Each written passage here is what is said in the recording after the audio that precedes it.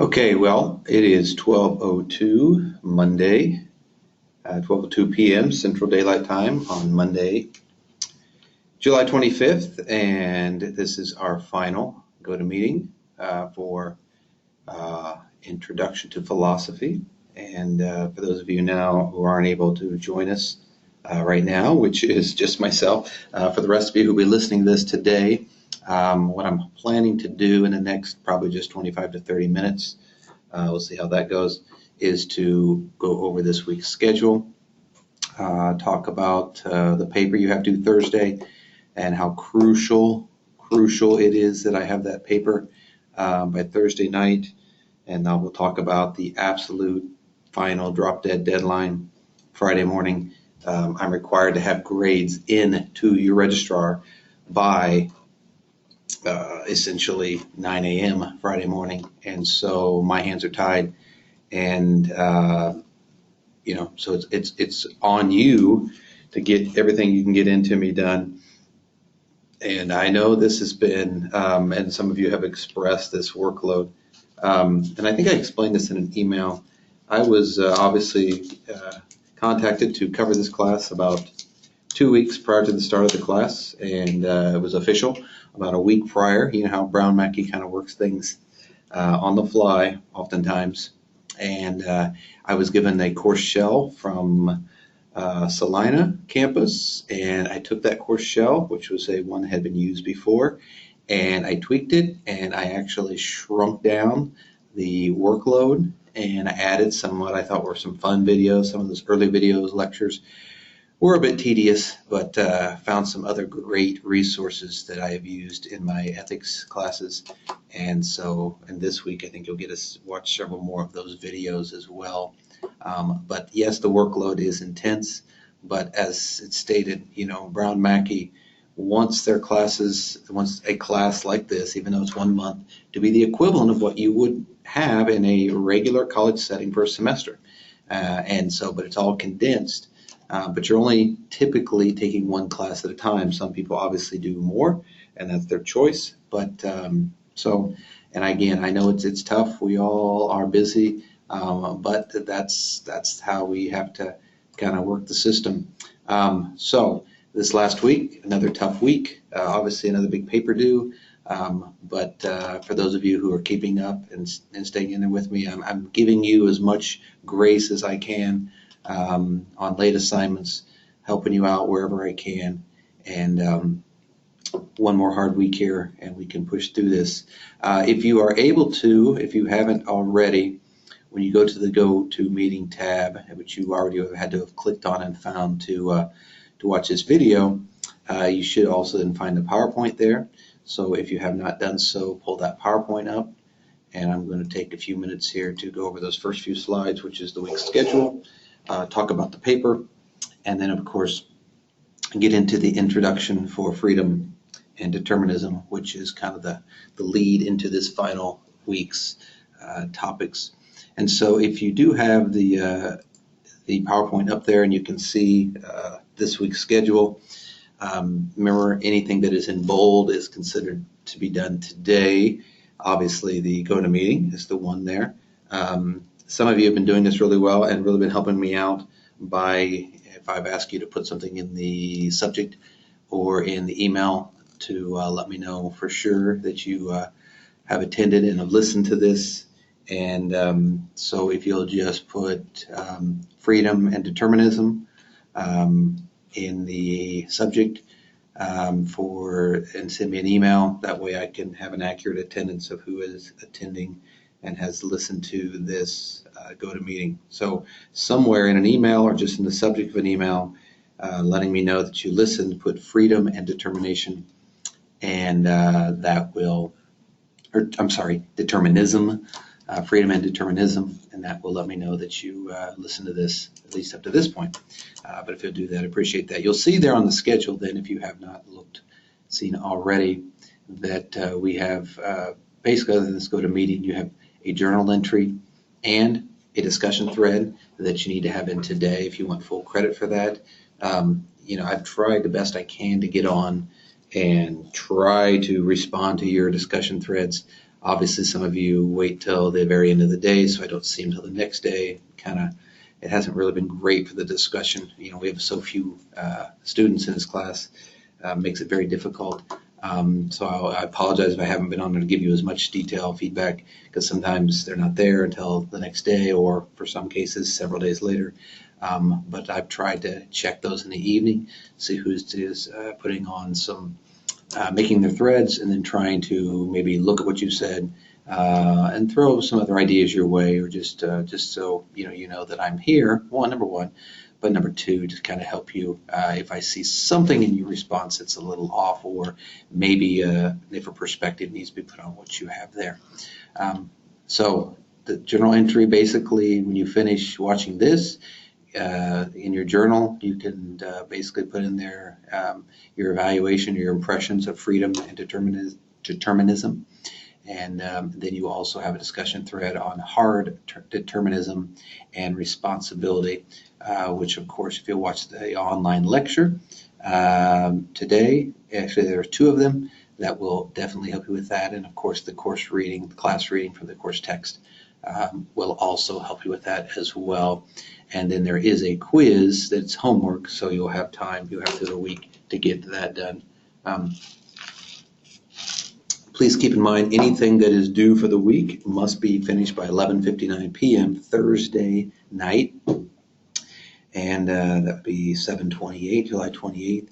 I got to have that. Like I said, I'll be furiously grading Friday morning to get grades in. Thankfully, there are only 6 of you. If there were 16 of you, I might have to have moved that deadline up a day. But I'll give you till the very last moments to get everything in. Tomorrow, if you look ahead in the schedule, you have another quiz, which is due tomorrow for full credit, as well as another discussion thread on libertarianism and compatibilism. And then, of course, on Wednesday, you have 2 discussion threads there on Descartes and reality, and they're on physicalism and foundationalism. That you need to respond. And then Thursday, of course, the big thing is that your capstone essay, your final paper, your other big paper is due on slide 3, or the second after the intro slide, the second slide after the intro. You'll see pretty much the same slide that was in week 2, with a little bit, obviously, of change, but it's the same thing, a 5-page paper, approximately 1,500 to 1,750 words. The topic, and this was not a topic I chose, but I thought it was rather interesting, because if anything, it gets you to think. It's about something you maybe have never considered before, and if you think the topic is ridiculous, that's fine, but you can still think about it and express that. But robots and rights, how should we treat beings with artificial intelligences? And it's an interesting, something that we think it seems a bit absurd, but the way this world is heading, and the way that we seem to be so open to any and everything without any sort of guidelines anymore, don't be surprised if this isn't something that that our world will be dealing with openly in maybe not the too distant future. But so basically that's the topic. One of the things that's different about this paper than the others, in that next paragraph, where it says that essentially you should discuss at least one topic of theory, or topic or theory from each week of the course. And so if you think back to the schedule that we had, and if you go down and if you pull up your class schedule, which is maybe the PDF that you can pull up under both in the class documents or shared documents, or it has its own little tab. Week 1, we talked about different things like cultural relativism, egoism, social contract, Unitarianism. So something from week 1, if you're talking when you begin to discuss this topic. And so I didn't break this down like I did for the last paper. But for instance, let's assume you've got 1,750 words.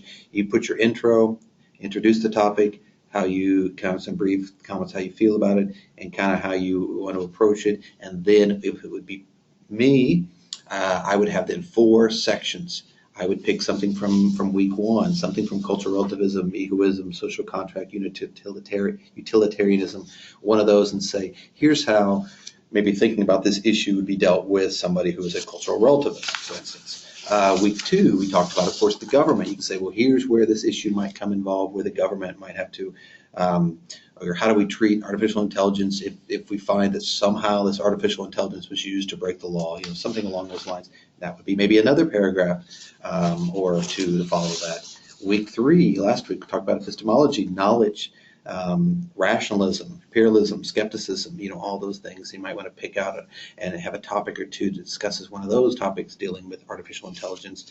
And then, of course, as we arrive here in week 4, talking about metaphysics, this idea of, as we'll talk about today, freedom or free will and determinism, and how this idea that artificial intelligence, would it really have free will, or since it's programmed, would it be determined or have determinism play a bigger role?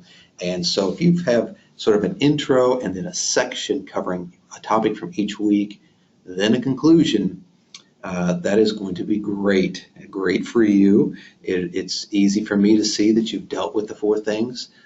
Please, again, if you're going to put headings or headers or anything, please look at week 2 PowerPoint again and some of the tips I've given you for formatting the header, a title page. You do not have to have an abstract, but if you do, that's fine.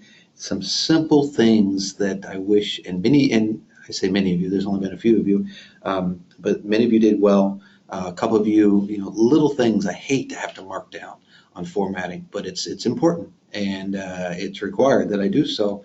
And again, please find at least 2 outside sources from beyond the text and the class videos and such, 2 that we have not discussed necessarily as part of the class that you have found to help you with your paper.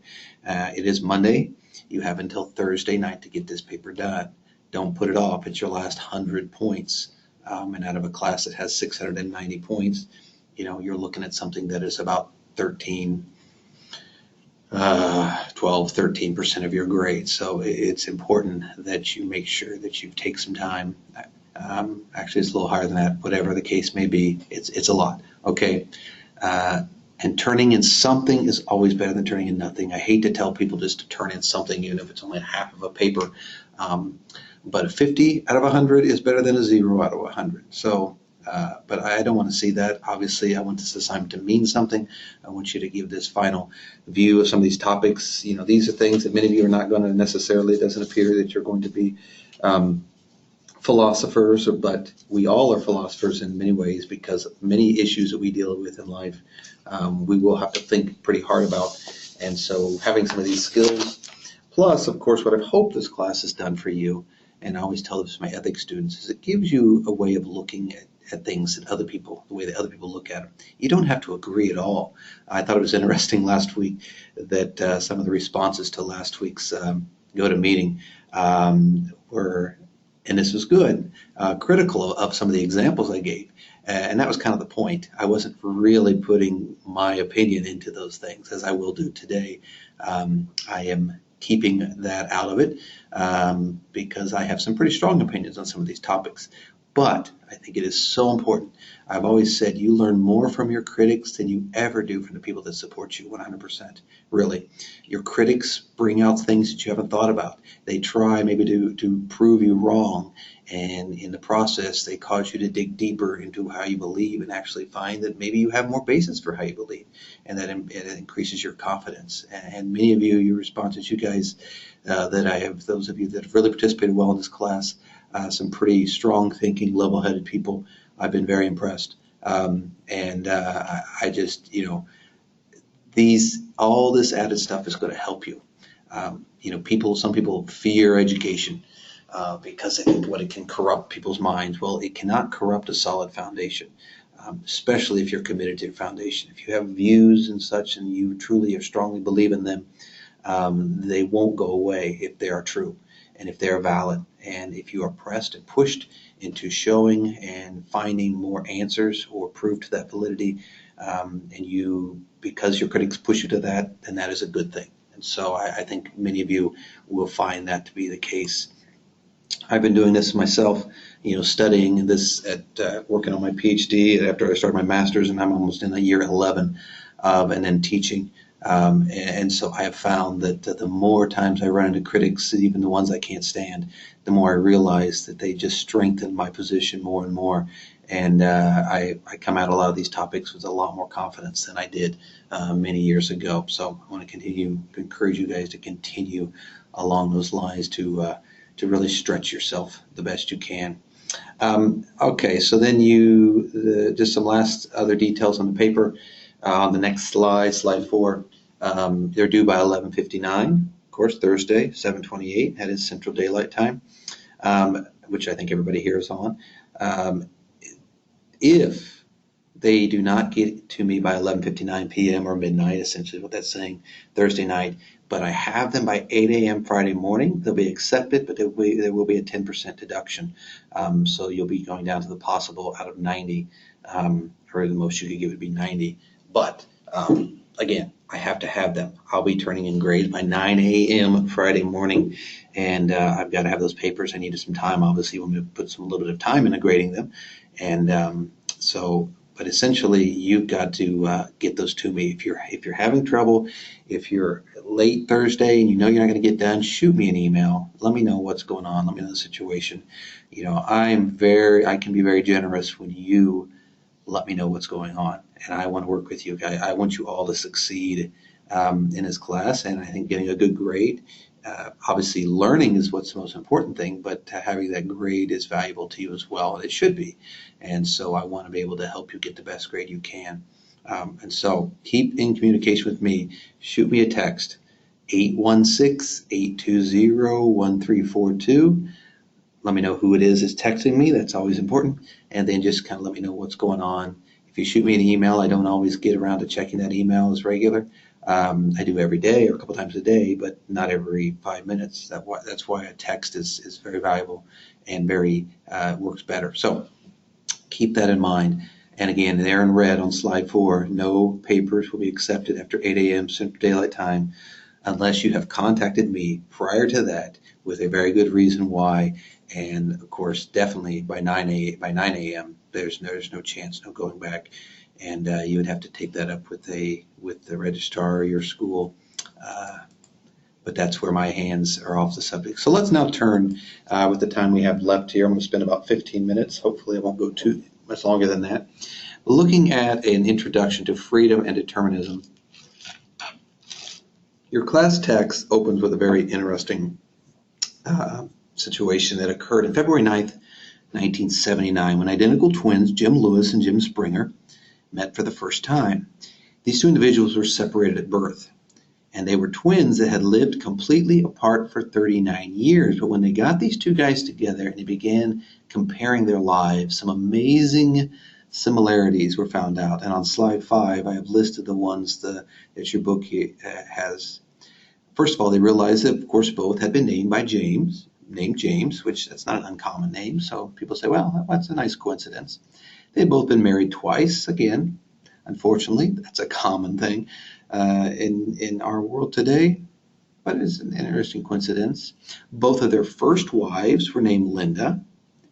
Both of them married women named Betty the second time. Now that gets to be a little amazing. First wives both named Linda. Second wives both named Betty. Both of them gave nearly the same name to their oldest son. One was James Allen, A-L-A-N. The other was James Allen, A-L-L-A-N. So both of them's oldest son had the same first and essentially middle names. Both of them were chain smokers, and they smoked the same brand of cigarettes. Again, that's a little more good chance of being a coincidence, but they both drank the same brand of beer, and they both had served as sheriff's deputies. You have to admit, when you put all those together, it seems quite amazing that these two individuals, born identical twins, but separated at birth because they were adopted, grew up separately, 39 years later come together and found that they had done many things in their lives that were quite the same. And people began to wonder about, I'm sure people were wondering that before, but this would obviously led more people to begin to think about, what is it about our genetics, our DNA, that sort of makes us who we are? And is that more essential than what happens when we experience the environment, or vice versa. And this is a huge, huge deal today. There are a lot of things going back and forth, and people claiming that they have been born a certain way, but yet other scientists coming out and saying, yes, but the environment something is in, the way it can change. There's this idea that we are hardwired, that when we're born, we're hardwired for certain things, and we will do certain things, we will feel certain ways. And there are other scientists who are coming out saying, no, the brain research says that's not the case, that where you're raised and how you're raised has a huge factor. But there seems to be something on both sides, and so working that out is quite difficult. Slide 6, it says to what degree, the question is asked, to what degree is human behavior influenced by heredity or environment, genes or life experiences, nature or nurture? That whole idea of nature or nurture is what a lot of times it is called. Identical twins are raised in separate and different environments, and any similarities in their behavior provide support for the thesis that much of our behavior is a product of our genes. But on the other hand, the differences between such twins would have to be the result of differences in their environment or life's experiences. Years ago, and obviously I'm not recommending the movie as a family movie whatsoever, because it is not. But the movie with, I guess you get an edited version, the movie Trading Places with Eddie Murphy and Dan Aykroyd. That's the whole movie. The movie is about nature and nurture. Two rich, wealthy Wall Street guys, actually they weren't Wall Street, they were in Chicago, but they basically make a wager. Could you take a poor person, putting somebody on the street, as i.e. in the movie Eddie Murphy, put him in as the head of their company, and in the right environment, turn him into a success? And if you took Dan Aykroyd's character, who was the guy who was leading their company, if you framed him, had him arrested, accused of being a drug dealer, took away all his money, his fiance, would that turn him to a life of crime? And of course, the one individual said, no, it was all breeding, that wouldn't happen. The other individual said, no, I believe it would. The movie, obviously, if you've seen the movie, comes out on the side that, at least for a time, it does turn both of them completely opposite. And so at the end, or near the end of the movie, the two individuals settle their wager of $1, but they're thinking that obviously environment has won over. But it's a movie, okay? It obviously deals with a topic that is real, but there's more to it than just what a movie like that can do. Next slide, slide 7. It says, a month after the twin Jims met, Dr. Thomas Bouchard of the University of Minnesota paid them to spend a week in his research center. When he gave them a test that measured personality variables, the twin scores were so close that they appeared to be the test scores of the same person taking the test twice. Brainwave tests produced graphs that looked like the skyline of the same city. Measurements of intelligence, mental abilities, gestures, voice tones, likes and dislikes were remarkably similar as well. Similar studies of identical twins raised in different environments have shown a high correlation between twins' beliefs and attitudes, including their social, political, moral, and religious views. Again, you wonder in those situations how far apart the twins were raised. If you raise them in generally the same culture or general area of a country, you're going to find some similarities. But it's interesting. It's very interesting, and it does stand to reason that there's something there on the side of determinism. That something about our genes obviously can impact it, but it can't be all that. But where do we find the fine line? Your book then gives you a thought experience, and I did one of these last week and thought it would be a good way to also introduce this topic. And so going through this, if I was going through it, it asked you to list three different things you did simply because they were what you wanted to do. So I listed things that I basically like to do. I enjoy running. I enjoy watching documentaries about musicians. And I enjoy long road trips. So here's a case where, I try to run every day. And I do it. And it's one of those things that it's a big part of my life. I set aside a time during the day. It's penciled in. I don't do anything else but that. at that time of the day. I love watching documentaries about musicians, especially those from like the 60s, 70s, and 80s. Those, and then seeing how their lives has what that profession does to them, and how many of them who survive it often come out on the other end as really thoughtful, intelligent people. It gives you a lot more respect for them. So I enjoy that. And I enjoy long road trips. I don't mind flying, but I'd rather get in a car and drive for 2 days. There's something about that. And I don't mind doing it alone. I used it for my PhD studies. I drove from Kansas City to Virginia 3 times a year. And basically a day and a half road trip there, a day and a half back. Me just alone, with the radio, and it was, when the weather was good, it was great. So these are things I like. Okay, so I listed them. So then it asks you, why do you like these activities? And I can just give you an explanation why I like them. And then it says, I'm going to put myself in this, did I choose to like these things? Or it says, did you choose to like the things that you like to do? Meaning, was this a choice I made before I started doing them? And it gets me to thinking about this.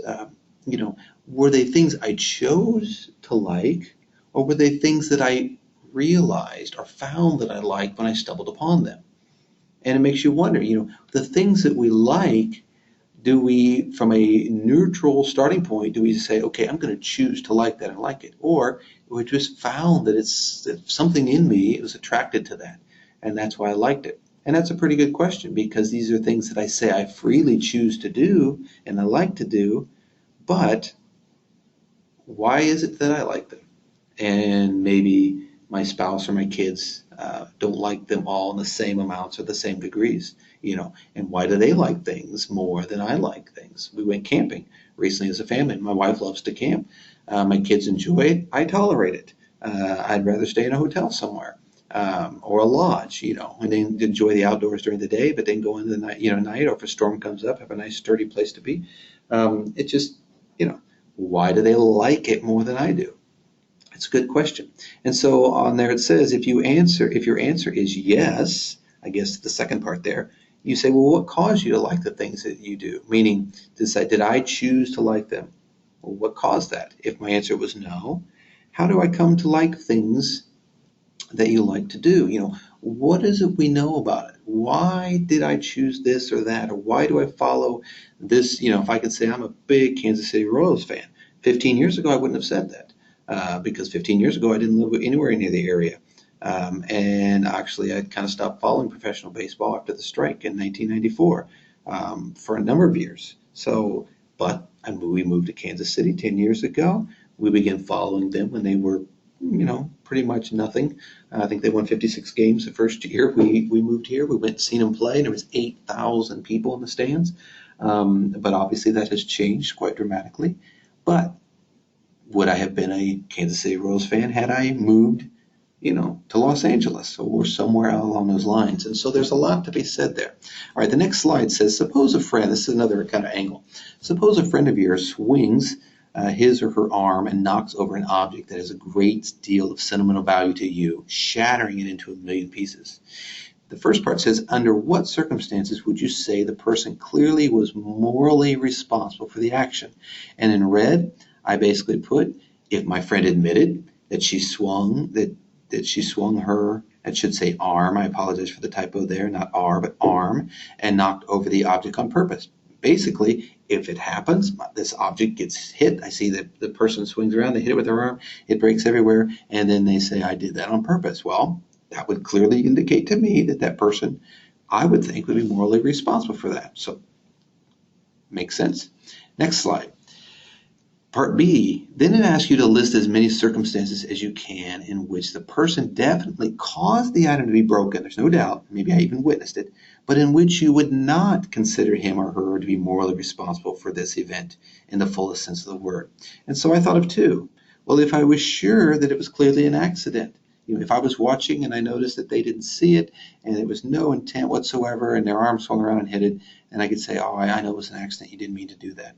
Or maybe the object in this situation was something that was falling and it was about to hit me. Maybe it was in midair. So we don't know. It just says they swung their arm around and knocked over an object. Well, maybe the object itself was already starting to fall and it was large and it was sharp, let's say. It was heading toward me and I didn't see it, and they were actually swung their arm around and hit it. It broke it, but it prevented me from being severely hurt. In that case, no, I wouldn't call them morally responsible, because in many ways their actions in this case would be for my benefit.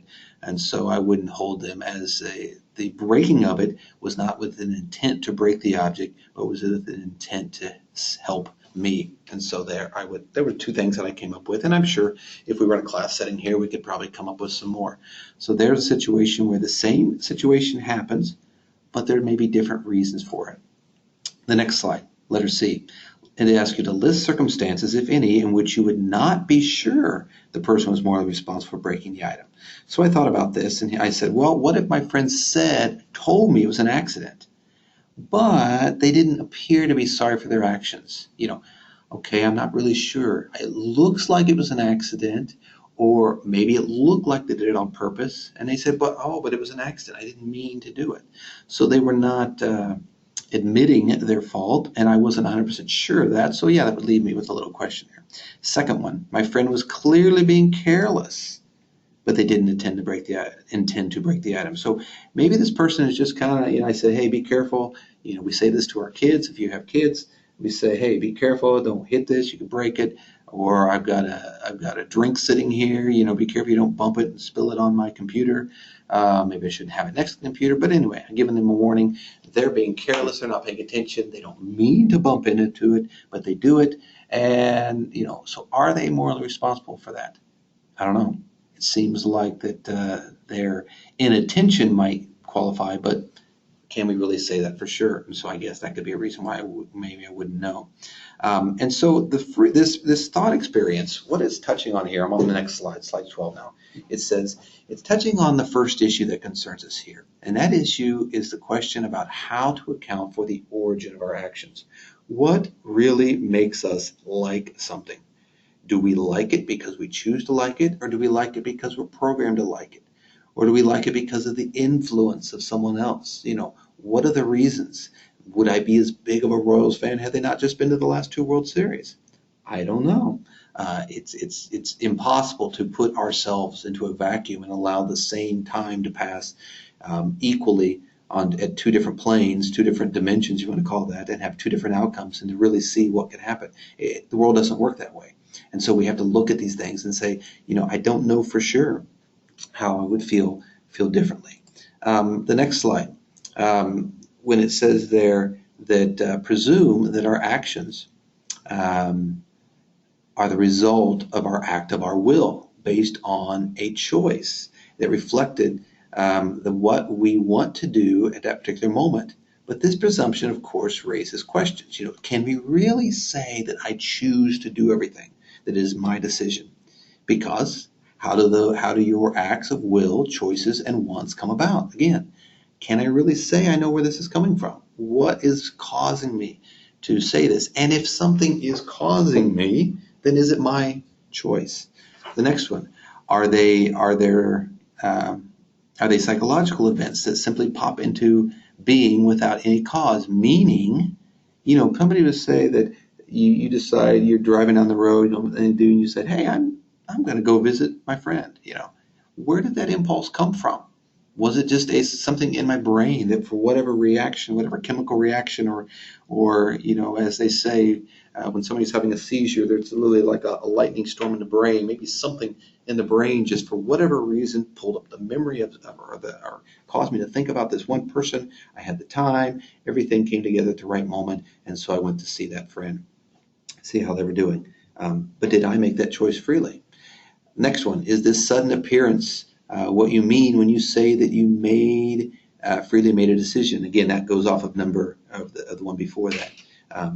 Is the way my brain functions, even if it's not necessarily my control or I knowingly control it, but still, since it's my brain, does that still mean I'm making a free will choice? I hope that made sense. But again, and then the last one, if so, why does one mental choice rather than another happen to pop into my head? Why did I think of my one friend today and not the other? I could have been on a road where I could have turned left to go visit one friend and right to visit the other. What made me choose to go left, let's say, instead of going right? Did I make that choice completely and freely? Um, or are there other factors and causes? And if there are, then we come back to saying that maybe it is not free, or not a free choice or determination on my own, or a free decision, but more has it been determined for me. The next slide, slide 14, says another possibility is that your choices and wants are themselves brought about by other events, such as your previous psychological states and other causes operating on you. Our environment seems to have a huge impact on it. The experiences we have in life. If I eat a certain type of food and it makes me deathly ill, it might not have been the food, but the experience might turn me away from that food forever. Now, am I freely choosing not to eat that food again? So people say, well, yeah, I'm making a choice on my own because I don't want to get sick. But is it the possibility of getting sick or the memory of being sick what's actually causing me to make the decision? Makes you think. The next thing says, but this possibility only pushes the question back further, and we must again figure out whether our choices are uncaused events or the result of a series of linked causes extending back into the past. And so again, you see why philosophers debate this back and forth, because you see the validity of both sides. We want to say, I chose to come here today to work. I chose to give this lecture in the way that I'm doing it. I chose the material that I'm going to give you here to talk about today. But did I really choose that freely? I knew I had a topic to cover this week. I could have chosen anything within the textbook. Now I'm doing an introduction. Seems logical. I'll go to the first part of this week's and kind of set the stage. So am I doing that freely, or is things in the past leading up to this? And obviously, if Brown Mackey hadn't hired me to teach this class, I wouldn't be sitting here at this moment, most likely. And so again, where's my freedom, or has that been determined for me? And so those are questions that you have to go over. Slide 15. The other issue raised in the thought experiment concerns moral responsibility. Because when are we morally responsible for our behavior? And what sorts of circumstances would diminish our responsibility? And the last thing there says, if our actions are ultimately the result of causes over which we have no control, can we ever be morally responsible? Think back, if you've studied history, and when World War II ended, and many of those Germans who were not the top ranking officials, but were some lower ranking, maybe they worked in some of the concentration camps where millions of Jews were killed, and many of them used the excuse that they were only following orders. But as many of you who have been in the military know, one of the things you are told is if the order you're given is not a moral order, if you don't feel it, you don't have to follow it. Now, that's left up to somebody else to determine, right? Because if you choose not to follow an order in the military and you claim you do it on moral reasons, but you may still have to stand trial, you may be court-martialed. When you stand trial, and you have to hope that judge believes that, because maybe the judge doesn't. So where does our moral responsibility lie? And what if we are asked to do something that seems morally wrong, and if we choose to go along with it, we feel we are morally acting in a way that is immoral, but we see the benefits of it as a whole? Again, where does our responsibility come in? How much of the causes that led to it determine that? And where's our sort of responsibility in the whole issue? And then slide 16, the last one, just a quick definitions here as we close up here. Metaphysical freedom, the power of the self to choose among genuine alternatives, or what we call free will. There are people out there that say everything we choose is our own choice. We're choosing it because we have the right as human beings. We have been given the right to make choices. Giving all the alternatives before us, we can choose. I have 5 options for lunch, let's say. As I go to a restaurant, they have 5 specials, or that it's a restaurant that only prepares certain things daily. I am free to choose which one. But if it's not on the menu, I can't choose it. So did I really make a free choice? Well, some people say, well, among those 5, yes, you did. Nobody forced me to pick the first one. But determinism, the second one there, defined as the claim that all events are necessarily the result of previous causes. And there's a lot of weight there. Going back for hundreds or thousands of years, philosophers have talked about the fact that that if one thing doesn't happen, another thing won't. That everything in life has a cause. And if not, Thomas Aquinas, Christian philosopher, talked about that everything in the world has a cause, and this was his proof for God. He says, and thus, since every event has to be caused by something else, there had to have been a first cause. There had to have been an originator, meaning that time could not have gone. Time, as we know it, cannot be infinite. The term, if you don't know this, infinity only works in mathematics. It doesn't work in anywhere else. This idea that we live in an infinite world, because an infinite world, which was going to go on forever, infinitely, has to also have gone back in time, or what's called an infinite regression. And it's illogical, because if it did, then there would never be a first cause. There would never be something that starts everything. And so that's where he came up with his claim to God. He says there has to be a God, because God is that first cause that set everything in motion. And because of that, otherwise things couldn't happen. And that's where determinism, even among people who very much believe in free will, realize that free will does seem to have its limits, because if that which we can choose from has not been placed before us, or if we've not been given the opportunity to choose it, then we can't really exercise a free will or a will of my own to make a choice. And so there's a fine line there. We have hard determinists out there, and we have people who are completely free will. And where do you fall? Well, that's what you're going to have to figure out this week. All right, so that is your introduction. Again, your assignments today, you are to, again, respond to this introduction to freedom and determinism, and you need to, by 11:59 p.m. tonight, kind of in a journal entry, just post what you think about the topic, just some initial thoughts. Again, I'm not holding you to a lot there. It's only 5 points typically, so just give me a couple lines of your thought. And then you need to, of course, as you watch the videos and read today, look at hard determinism and responsibility and answer that in a discussion thread, again, by tonight for that. Again, any questions you have on this week's schedule, on any past assignments, some of you have been emailing me. I try to go back and see if you've made up assignments. And when I enter a 0 in the grade book, I do that just so the grades are up to date. But I go back and try to check every 0, at least every couple days, and if I find something. But if you see that I haven't graded something that is there, or you still have a 0 and you think you should have a grade, let me know. Or if I've entered a grade that doesn't make sense to you, I try to make comments on most of them, but sometimes I don't. And if it doesn't make sense, let me know. Send me an email, shoot me a text, let me know what questions you have. This is our last 4 days here, guys, and I really want you guys to finish this class, not only leaving with a grade that is passing, but leaving with a good feeling about what we've had here in this experience. And I know it's kind of difficult when we have to only communicate like this online and through emails. It's not, I always say it's not nearly the same as when you can sit down in a classroom and we discuss these ideas.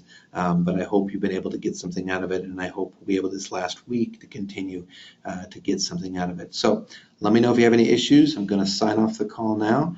And again, if you've listened to this, shoot me an email.